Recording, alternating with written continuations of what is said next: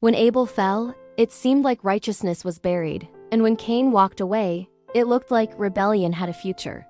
For a moment, heaven went quiet, until a son was born and a voice broke the silence.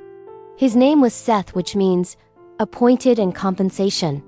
Eve held a child, but this was no ordinary birth. This was more than just recovery. It was a restoration. Abel revealed righteousness, but he was silenced by Cain, who introduced corruption. Now Seth appears, not to start something new, but to continue what heaven refused to lose.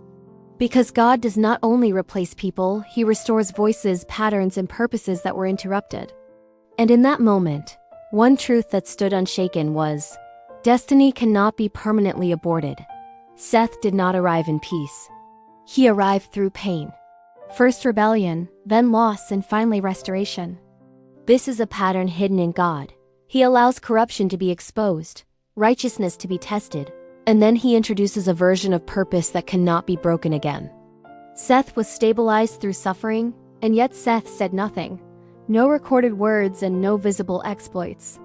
But suddenly, something shifted in the earth. Genesis 4:26 says, "At that time people began to call on the name of the Lord." Seth was not just a person, but a pattern of the revival spirit.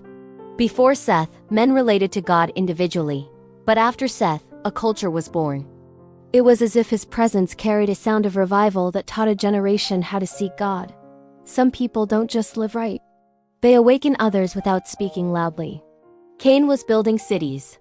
Abel had offered sacrifices, but Seth was simply appointed to compensate. He was not achieved, not self-made, but installed by God. Because there is a dimension of destiny you cannot chase.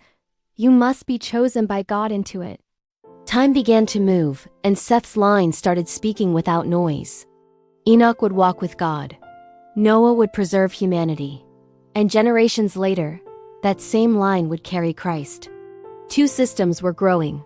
One loud by advancing civilization, while the other was quiet and preserving divine alignment.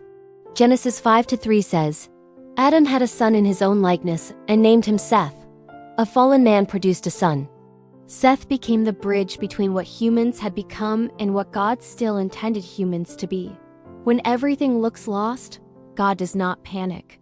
He appoints and compensates by introducing a Seth. And when he appoints, he doesn't just restore what was lost, but he secures what cannot be lost again. Are you the Seth of your generation? Thanks for watching.